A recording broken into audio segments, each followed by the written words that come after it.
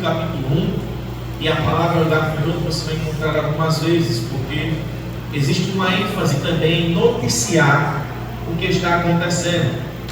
Uma outra situação é que, por causa dos gafanhotos que estavam destruindo as lavouras e as plantações, eles estavam enfrentando uma grave crise econômica.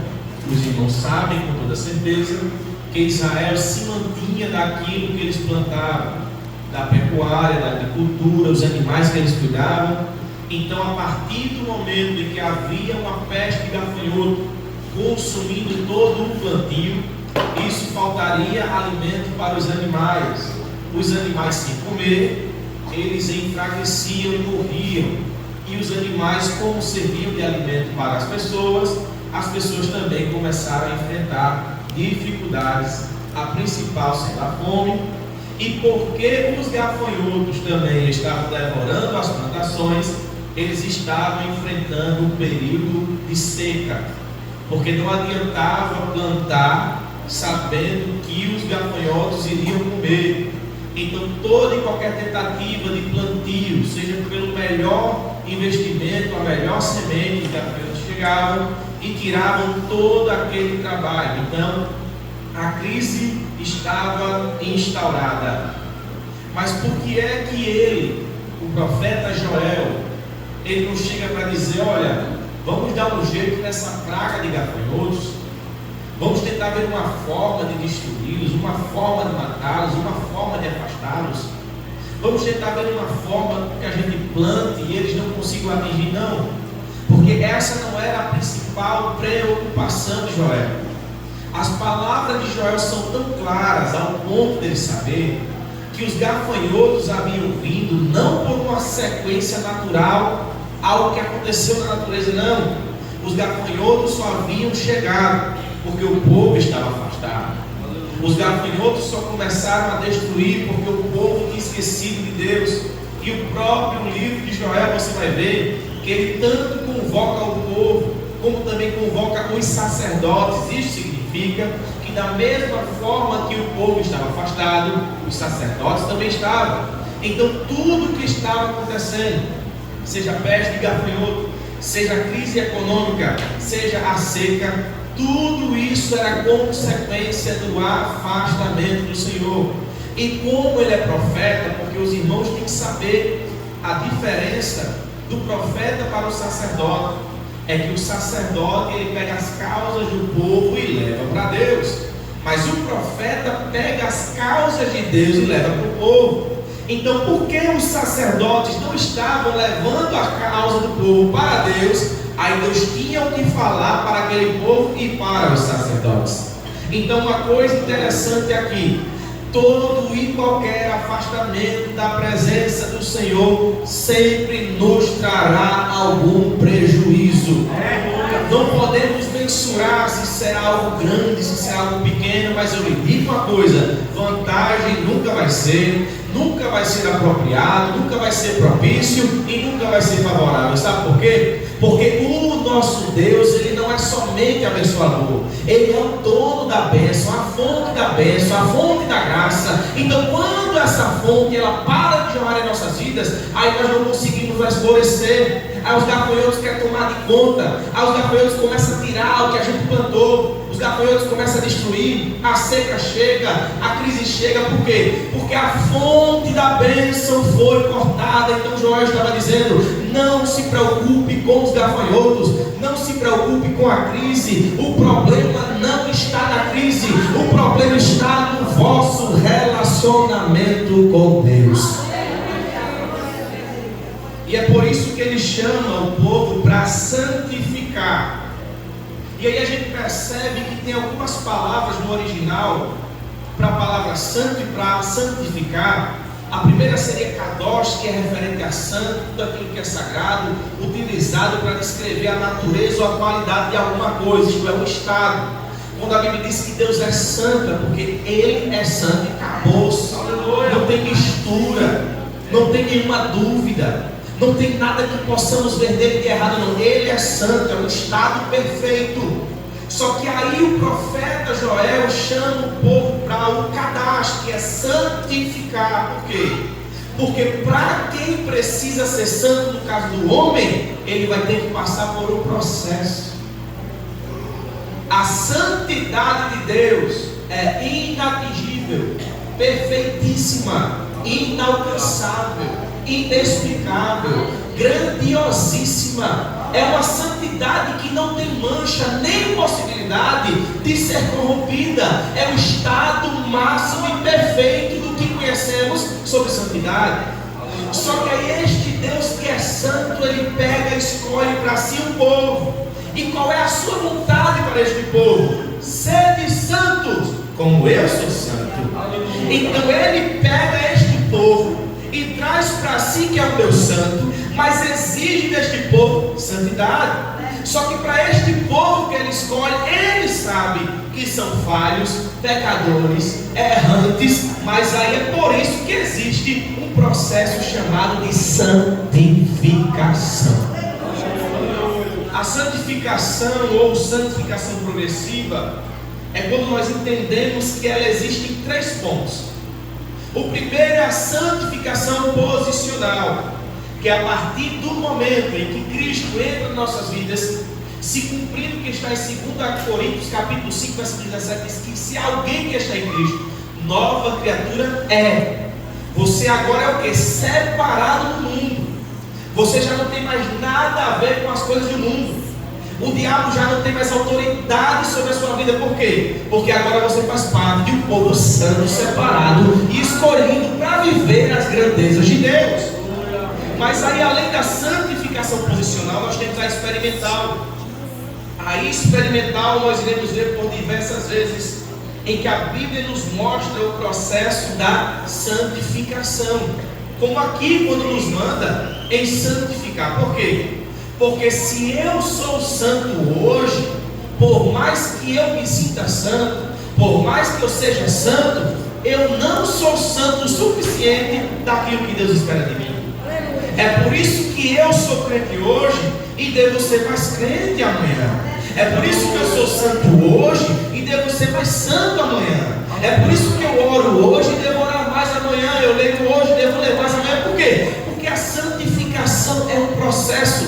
Como a Bíblia vai dizer que a vereda do justo é assim. É como a luz da aurora que vai brilhando cada vez mais até se tornar o dia perfeito. Se eu sou crente hoje, tenho que ser mais crente amanhã. Se eu sou santo hoje, tenho que ser mais santo amanhã. Se eu sirvo a Deus hoje, eu preciso servir amanhã, até que o meu dia se torne perfeito.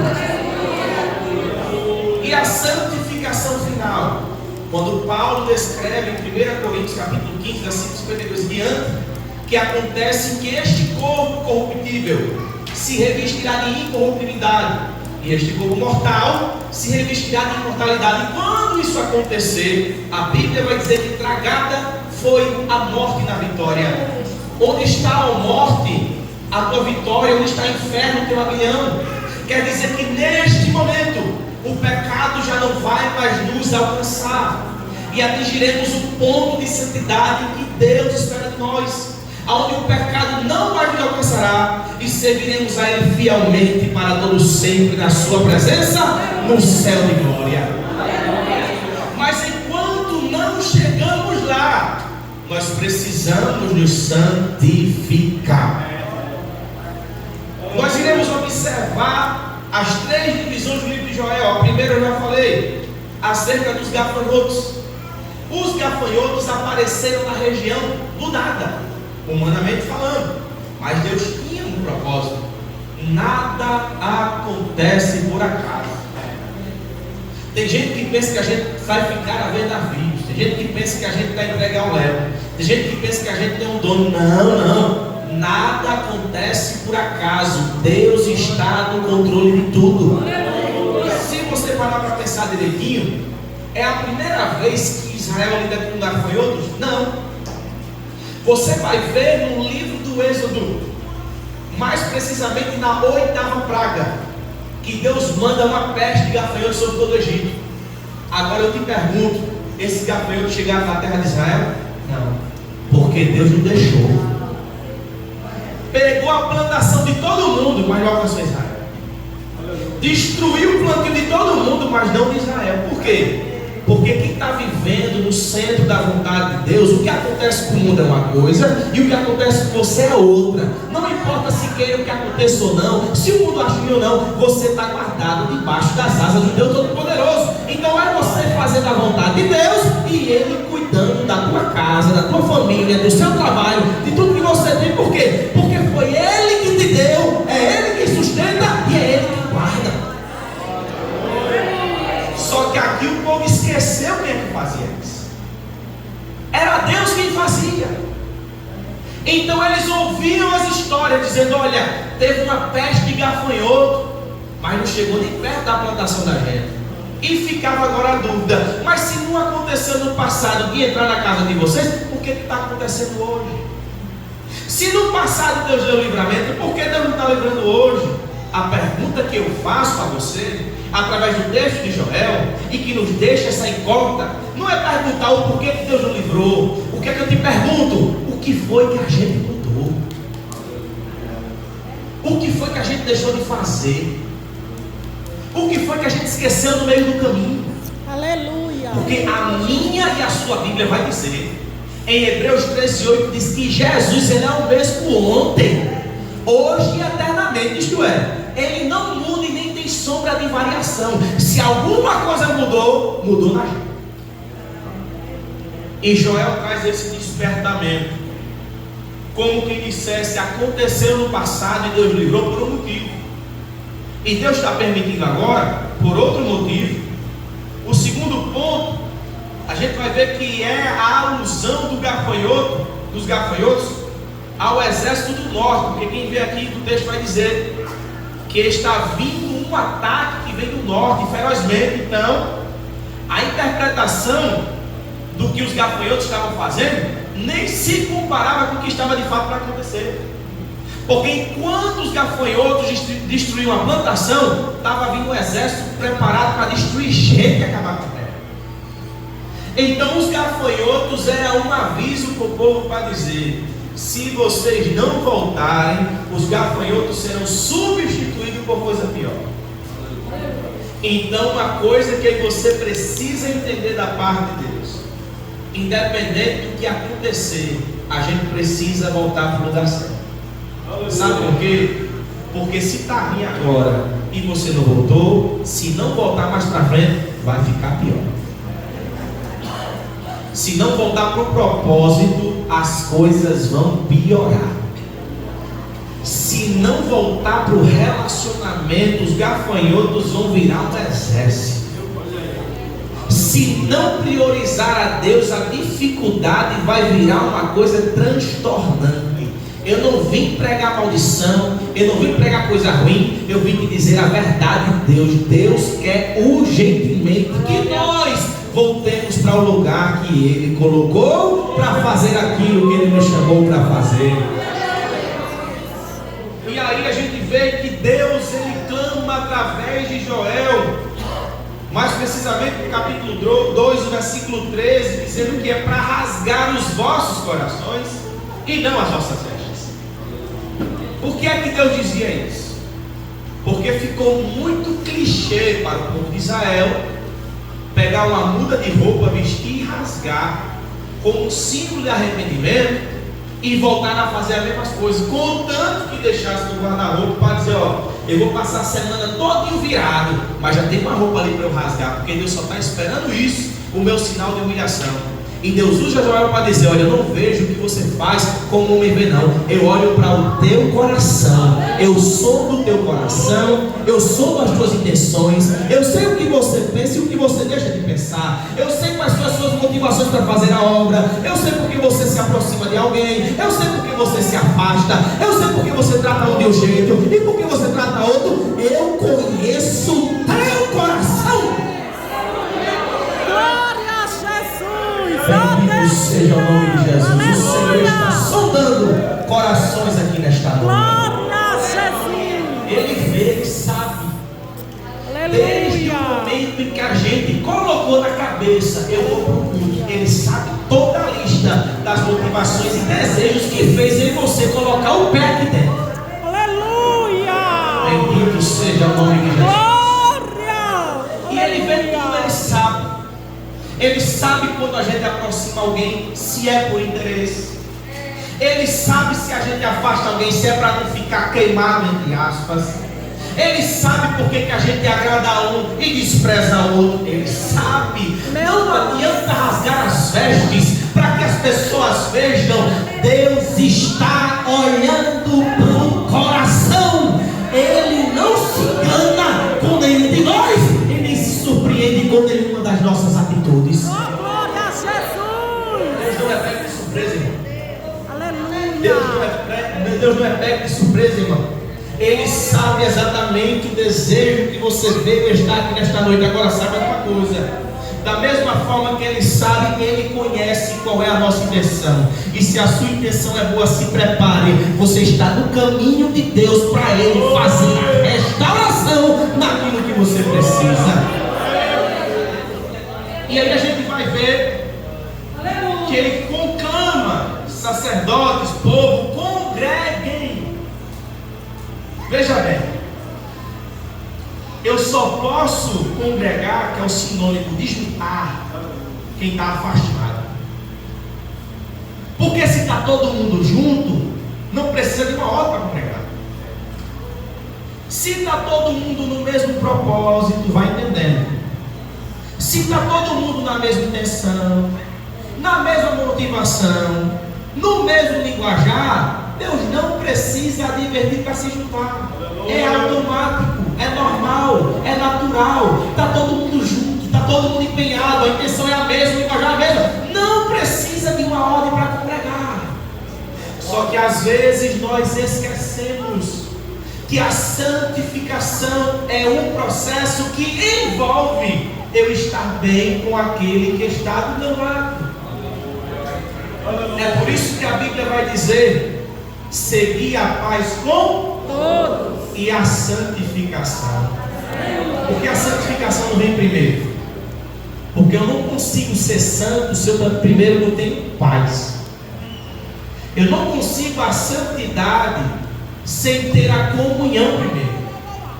É por isso que a Bíblia também nos fala em Salmo 133: ó quão bom e quão suave é que os irmãos vivam em união. Aí ele compara: é como um óleo precioso que desce sobre a cabeça e que desce sobre a barba de Arão, e que desce sobre a alma das suas vestes. É como o orvalho de Hermon, porque ali o Senhor ordena a bênção e a vida para sempre. Ali é uma alusão ao momento em que Deus, através de Moisés, unge a cabeça de Arão para que ele se tornasse sumo sacerdote. A unção de Arão tinha um objetivo: fazer ele entrar onde ninguém podia entrar e fazer o que ninguém podia fazer. Era o único que uma vez por ano entrava no Santo dos Santos e intercedia pelo pecado do povo. Então o que é que Deus estava dizendo? Ele precisou ser ungido para entrar na minha presença. E essa unção eu comparo com a união. Então se a unção tem a ver com a união, para entrar na presença precisa ser unido. Para entrar na presença precisa congregar junto. Para entrar na presença precisa ter paz. Congregar é isso. A Bíblia vai dizer algo interessante. Eu estou querendo pregar, mas Deus está me direcionando para falar algo aqui. A Bíblia vai nos dizer que dentro desse Santo dos Santos havia algo chamado de Arca da Aliança, feita de madeira de acácia, revestida de ouro. Dentro do armazenamento desta caixa, digamos assim, dessa arca, havia as tábuas da lei, o maná que não apodrecia e a vara de Arão que floresceu. Então na tampa do propiciatório, que era a tampa da arca, tinham dois querubins revestidos de ouro, com asas para cima e o rosto para dentro da arca. A Bíblia vai nos dizer em Êxodo 25 que estes anjos querubins, eles eram feitos de uma mesma peça. Eram dois, mas o ouro era um só. Eram dois, mas era a peça única. Não tinha como tirar não. E sabe o que mais? É que as asas apontavam para cima, mas o olho era para dentro da arca. Se olhasse um para o outro, talvez percebesse alguma diferença. Se olhassem um para o outro, talvez encontrasse alguma dificuldade, mas a asa era para cima e o rosto era para dentro da arca. Por quê? Porque a arca representava a presença. Então o que precisava fazer era o seguinte: era a asa ligada no céu e o olho olhando para a presença. Não tinha problema que ele deu, era uma peça só. Então a preocupação era olhar para a presença. Ninguém buscava ter razão, ninguém buscava estar na frente, ninguém buscava ser o melhor, não. Era asa para cima e olho na presença, ligado no céu e ligado na presença. Perceba o que Deus quer de mim e de você é isso. Não olhe para as diferenças, olhe para a presença que preenche cada um de nós. Bendito seja o nome de Jesus. Porque não tem ninguém mais ungido do que ninguém, não. Não tem ninguém melhor do que ninguém, não. Tudo que a gente tem é graça. Se Deus derrama unção é glória. Se Deus batiza é glória. Se Deus faz milagre é glória. Agora a gente está olhando para a presença. Ninguém precisa trocar olhar, não. É só preciso olhar para a presença. Se você focar na presença, Deus vai fazer o resto. Bendito seja o nome de Jesus. É tempo de santificação, mas a santificação só virá quando houver união.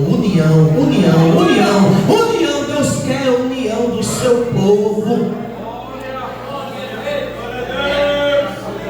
E ele diz: congregai-vos. Vocês estão muito afastados um do outro. Se juntem. Vocês estão pensando demais diferente um do outro. Está cada um preocupado com o seu problema, mas o problema é um só: afastamento. Cada um preocupado com o seu plantio, mas o gafanhoto estava pegando todo mundo. Você está entendendo? Estava cada um preocupado com sua casa, com sua família, mas os gafanhotos estavam pegando todo mundo. Isso quer dizer, sabe o que? É que o diabo quer destruir a gente tudinho, irmão. O diabo não tem o mais querido, um alvo maior, não. Ele, se ele puder, ele acaba com todo mundo de uma vez. Então, se nós só temos um inimigo, por que não nos juntarmos diante de Deus para que Ele nos proteja dele? Porque se Deus não proteger, quem vai, irmão? Se Deus não nos ajudar, quem vai? Se Deus não guiar, quem vai? Entenda, o diabo ele é contra a igreja. Precisamos ser igreja para vencer o diabo. Por quê? Porque é sob as portas da igreja que o inferno não prevalece. Precisamos ser unidos como igreja para vencer o diabo. Bendito seja o nome de Jesus. E aí, depois que o povo ora, se juntam, abrem mão das diferenças, abrem mão dos disse-me-disse, abrem mão daquilo que estava atrapalhando visualmente. Eram os gafanhotos passando agora do mesmo jeito, mas eles estavam reunidos e orando. Eram os gafanhotos destruindo a plantação do mesmo jeito, mas eles disseram: meu irmão, vamos orar, vamos se juntar, vamos se arrepender. Está todo mundo sendo prejudicado do mesmo jeito. A gente está na mesma luta, a gente está no mesmo barco. Vamos orar, vamos se unir, vamos interceder, vamos fazer uma campanha. Eles se uniram com um propósito. Aí, porque eles se uniram com um propósito, aí começa a resposta de Deus a partir do capítulo 2, versículo 18. Em que Deus responde dizendo: então o Senhor terá zelo da sua terra e se compadecerá do seu povo. Perceba, porque decidiram se unir, fazendo parte do processo da santificação, Deus mandou a resposta. Então quero te dizer nesta noite, na autoridade do Espírito Santo de Deus: quer ter a resposta de Deus? Tire as barreiras que você colocou. Quer ter a resposta de Deus? Reconstrua as pontes que você quebrou. Quer ter a resposta de Deus? Reata a amizade. Quer ter a resposta de Deus? Não cria problema na hora de se unir. Quer ter a resposta de Deus? Trabalha junto, coopera junto, ajuda, se dispõe, serve, porque quando se uniu a resposta desceu. É por isso que diz que é como o orvalho de Hermon. Por quê? Porque ali o Senhor ordena a bênção e a vida para sempre. Dos versículos 19 ao 25, nós iremos ver que Deus começa a dizer: ó, eis que vos envio o trigo, e o mosto, e o óleo, e deles serei fartos. Para pessoas que estavam vivendo em escassez, Deus estava dizendo: por causa dessa atitude de vocês se unirem e congregarem, santificarem, jejuarem, orarem, se humilharem por um único propósito, eu vou mandar o trigo, o mosto e o óleo, e digo mais, e deles vocês serão fartos. A bênção que Deus estava para mandar não era um escape somente. A bênção que Deus estava para mandar era uma bênção de fartura no meio da escassez. Então quero dizer para você com toda a certeza, se você seguir o que a Bíblia está dizendo, Deus não vai só abençoar, Ele vai abençoar fartamente. Além de não faltar, Deus vai fazer preencher o negócio, vai servir para você, para os seus e para quem precisar, porque Deus está dizendo, vai ficar todo mundo farto, isto é, não vai precisar de mais nada. Às vezes a gente busca tantas coisas e Deus querendo que a gente busque Ele. Sabe por quê? Porque Ele já prometeu: mas buscai primeiro o reino de Deus e a sua justiça, e o quê? E as demais coisas nos serão acrescentadas. É você focando no reino e Deus cuidando daquilo que você não pode fazer. Se você quer ter uma vida farta, se concentra no que Deus quer, porque Ele é quem manda o trigo, Ele é quem manda o mosto, Ele é quem manda o óleo, e é Ele quem deixa a gente farto.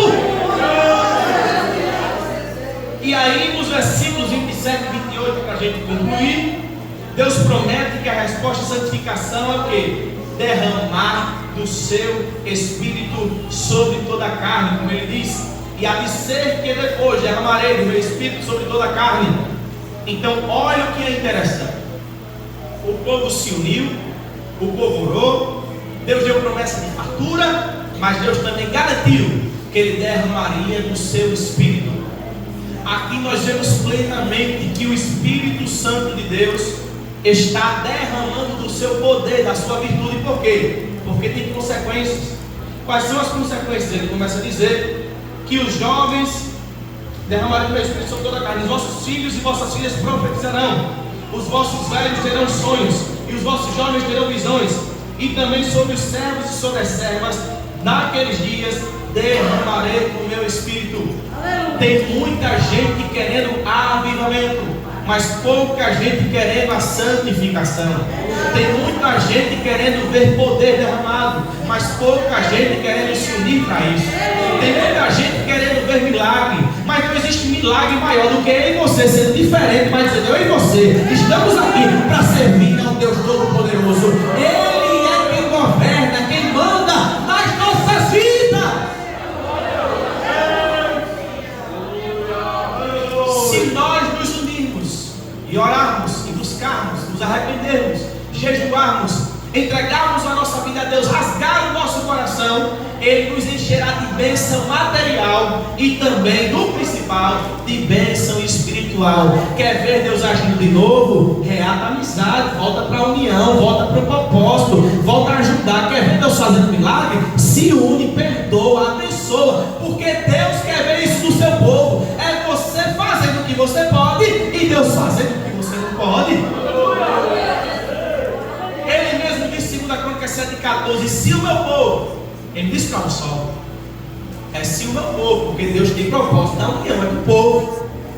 Se o meu povo que se chama pelo meu nome se humilhar, orar e buscar a minha face e se converter dos seus maus caminhos, então eu ouvirei dos céus, perdoarei os seus pecados e sararei a sua terra. Olha o que Deus está dizendo. Se você fizer este processo de orar, se humilhar e buscar, se converter, primeiro de tudo Ele vai ouvir, Ele vai perdoar e vai sarar a terra. Perdão é da alma, do espiritual do homem. A terra são as bênçãos externas, materiais. O que Deus está dizendo? a primeira coisa que Deus vai fazer é restaurar a tua saúde espiritual. Você vai voltar a ouvir Deus de novo. Você vai ver Deus operando de novo. Você vai ver Deus te usando de novo. Você vai ver Deus te renovando de novo. Por quê? Porque quando você clamar, Ele vai te perdoar. Ele vai te limpar. Ele vai te fazer de novo. Foi como aconteceu com Isaías. Deus aparece para Isaías demonstrando a sua santidade, manifestando a sua santidade. Isaías fica logo com medo, porque ele lembrou do seu próprio pecado. Disse: agora eu vou morrer, porque os meus olhos viram ver.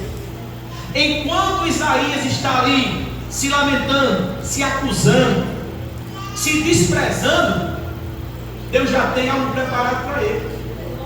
E Deus não questiona como ele está. Deus vem para resolver o problema. Ele está padecendo, ele está sofrendo, ele tem pecado, ele tem erro. Mas Deus pega um daqueles serafins, pede para ele pegar um altenaz, pegar uma brasa que estava debaixo do trono, e aí colocar na boca de Isaías, porque enquanto ele estava reclamando: eu sou de um povo de impuro lábio, o anjo chega e diz: olha, foi tocado o teu lábio e foi curado o teu pecado. Entenda, Deus está disposto a fazer de novo. Este pecado aí é para ser queimado no fogo, é para ser limpo. Deus vem para restaurar. Enquanto a gente clama, Ele já está preparando a restauração para mim, para a sua vida. Bendito seja o nome de Jesus. E a Bíblia vai nos orientar desta forma, irmãos, porque quando nós nos colocamos diante de Deus, Ele está disposto a restaurar os nossos feridos. Os gafanhotos vieram, mas não destruíram o mundo, não destruíram as pessoas, não mataram os escolhidos. Deixa eu te dizer, às vezes Deus permite que é só para a gente prestar atenção onde a gente está, mas não é sua intenção nos destruir. A sua intenção é trazer de volta. Então eu quero que você entenda que se você está passando por alguma dificuldade, por algum problema, é só Deus dizendo para você: eu quero você no lugar que eu escolhi. Eu tenho tanta bênção para te dar. Eu tenho tanta coisa boa para fazer na sua vida. Os gafanhotos que estão indo para ir para te atacar, para tirar o que você tem, não é nada não. É só eu avisando que as bênçãos que eu quero te dar são muito maiores. As ações que eu quero fazer na tua casa, na tua família, são muito maiores. E eu estou usando situações do teu cotidiano para que tu entenda que eu quero que tu volte a buscar a minha presença como antes, que tu volte a orar como antes, que tu volte a se consagrar como antes, que tu volte a jejuar como antes. Sabe por quê? Porque eu não quero que você viva de história passada, não. Eu tenho um milagre para fazer hoje, eu tenho coisa para concluir na tua história, eu quero fazer da tua vida ainda o que eu tenho prometido para fazer. Deus quer fazer de novo, irmãos. Deus quer se revelar de novo. Deus quer se manifestar de novo. Aí Ele chama a gente para orar, chama a gente para buscar, e às vezes a gente não vai. Aí Ele vai e manda o gafanhoto, e o gafanhoto começa a tocar dentro de casa. Aí o gafanhoto começa a tocar naquilo que a gente tem. Aí o gafanhoto começa a tocar naquilo que a gente dá mais valor. Mas é só Deus dizendo: ei, tu está perdendo tempo, porque eu tenho tanta coisa boa para ti. Eu tenho uma restauração completa para fazer na sua vida, na sua família. Eu quero te usar como instrumento, quero abençoar a tua vida, quero dar livramento, e principal, eu quero te encher do meu Espírito. Então santifica, santifica, santifica, que Deus quer operar no nosso meio. Bendito seja o nome de Jesus. Essa situação não é para matar, não.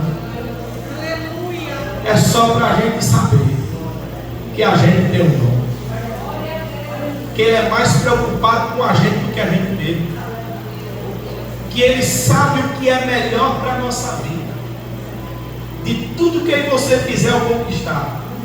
A Bíblia só diz que é a vontade de Deus, que é boa, perfeita e agradável. Tu pode ter tudo que tu quiser, tudo que tu almejar, todos os sonhos tu pode conquistar, mas só vai ser bom, agradável e perfeito se Deus estiver no negócio. Porque se Deus não estiver no negócio, a plantação pode ser a maior que tem, o gafanhoto vai dar de conta. Pode ser a maior riqueza que existe, a seca vai chegar. Pode estar preparado para tudo, mas a crise vai bater na porta. Agora eu quero te dizer, se Deus estiver contigo no meio da crise, no meio do gafanhoto, no meio da situação terrível, Ele vai prover o caminho da restauração na sua vida. Ele vai fazer de novo. Se você clamar, se você orar, se você se unir, se você perdoar, se você congregar, Ele vai trazer bênçãos materiais e bênçãos espirituais. O avivamento de Deus vai ser real no meio do seu povo mais uma vez. Bendito seja o nome de Jesus, porque Ele é quem faz, irmãos. Eu encerro agora. Ele é quem faz, Ele é quem perdoa, Ele é quem restaura, é Ele quem liberta, é Ele quem transforma, é Ele quem traz de volta, é Ele quem traz para perto, é Ele quem sustenta, é Ele quem firma, é Ele quem faz tudo isso. Agora o que é que Ele quer da gente? Que a gente se posicione, que a gente se coloque no lugar que Deus nos colocou, que a gente faça o que Deus mandou, que a gente siga como Deus está orientando. Não é minha vontade, não é a sua vontade, não é porque eu sou maior, não é porque eu tenho mais poder, não. É a vontade de Deus que é boa e perfeita e agradável. O que for para o reino, a gente tem que se unir. Não é botar dificuldade, não é botar terra, não. Ah, é fulano que vai fazer, não vai dar certo. Ah, esse que vai fazer, vai dar certo. Não, quem faz é Deus. Quem escolhe é Ele, quem manda é Ele, quem usa é Ele, do jeito que Ele quer, da forma que quer. É Deus quem faz, e é Deus também quem tira o gafanhoto quando a gente se coloca no lugar. Então deixa eu te dizer para encerrar, o gafanhoto para sair da nossa vida está a um passo só. Sabe qual é esse passo? Santificação. Se você der um passo da santificação, Deus começa na sua vida uma história de restauração. Eu vim para dizer pelo poder da palavra para você, se você iniciar hoje uma vida de santificação, Deus começa a escrever uma história de restauração. Tudo que pensavam como ia ser, até mesmo que você pensou como ia ser, eu vou te dizer, vai ser tudo diferente, porque Deus vai mudar o rumo da história. Deus vai escrever uma nova parte, Deus vai traçar um novo ciclo, Deus vai soprar o vento, o gafanhoto vai-se embora, a crise vai-se embora, a escassez vai-se embora, e o tempo de fartura vai chegar, o tempo da bênção vai se alojar, e Ele vai derramar do seu espírito. Quem achava que a tua vida ia ser do jeito, vai se surpreender, porque quando você começar a santificação, Deus vai entrar com restauração, restauração, restauração, restauração para sua vida. Agradeço a oportunidade em nome de Jesus.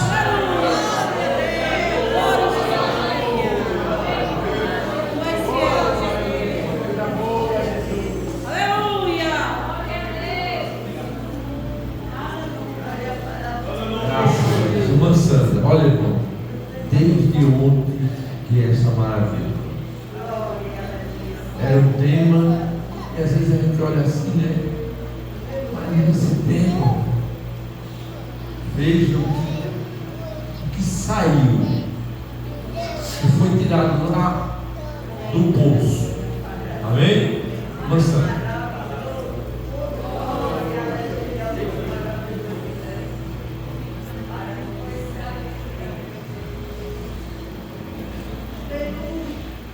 Aos irmãos na paz do Senhor.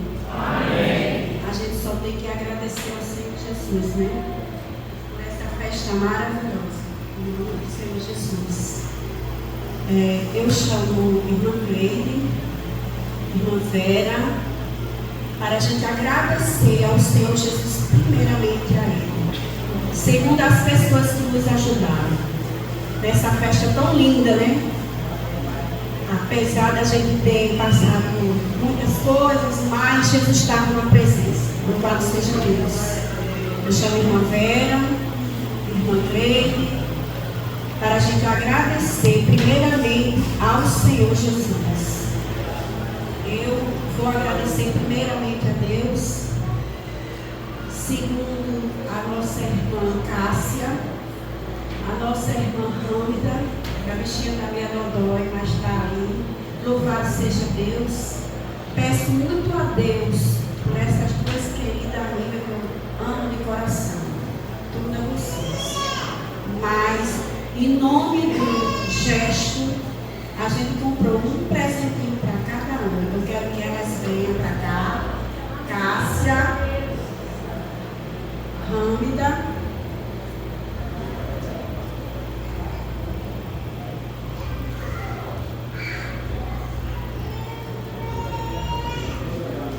Nossas queridas, Cássia, que Deus te abençoe, Cássia, por toda a paciência que você teve com a gente, porque primeiramente foi o Senhor que fez, né? Jesus, a presença dele nesse gesto foi maravilhoso. Quantas de nós não desejamos desistir? Quando a gente ligava para casa, a gente vai desistir. Ela disse, não, vai desistir ninguém vai desistir. Mas a gente, na presença do Senhor, né, irmão Célia, na presença do Senhor, hoje a gente louvou e agradeceu. Louvado seja Deus por esse gesto. Porque, gente, a gente deu um pouquinho de trabalho na Cássia, mas louvado seja Deus. Louvado seja Deus, porque Deus é maravilhoso em nossas vidas. E hoje eu estou grata primeiramente ao Senhor, segundo essas nossas irmãs queridas, no caso, Cássia e Râmida.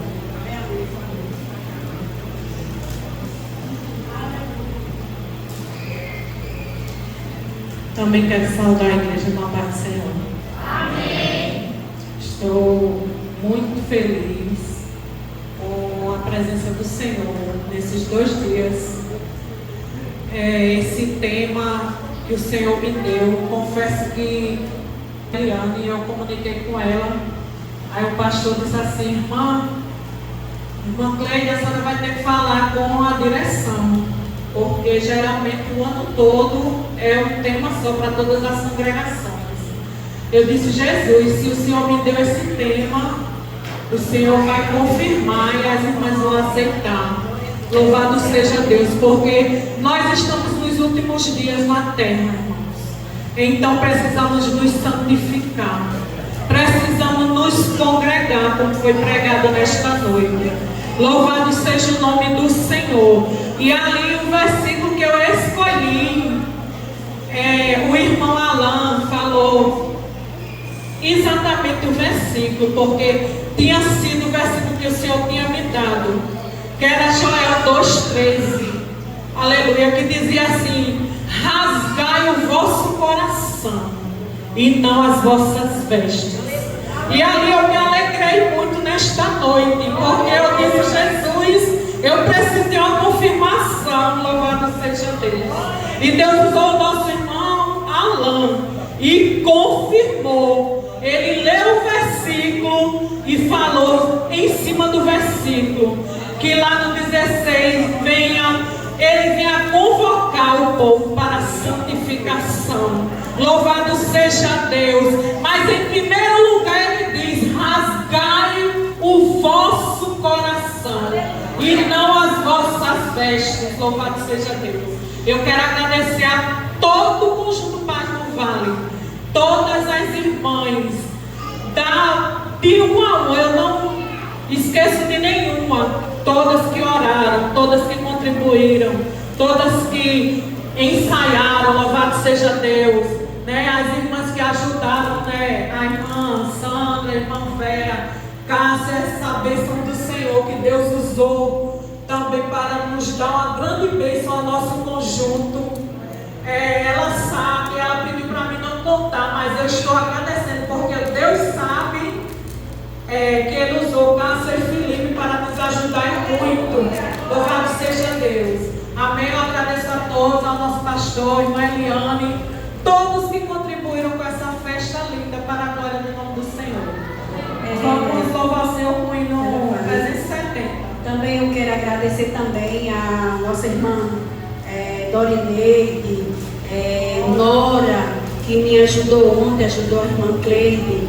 Umas me ajudaram, a irmã Genoveva, a gente foi buscar o lanche. Eu muito preocupada com as coisas. E as irmãs estavam ali presentes com a gente. Porque, gente, a gente tem um grupo aqui, pronta para servir. Realmente a gente é pronta para servir. A gente é pronta para servir. Porque na hora que eu falo no grupo, todo mundo não, já espera aí que a gente está chegando. Então a gente é pronta para servir. Servir a Deus, e servir com amor. Amém?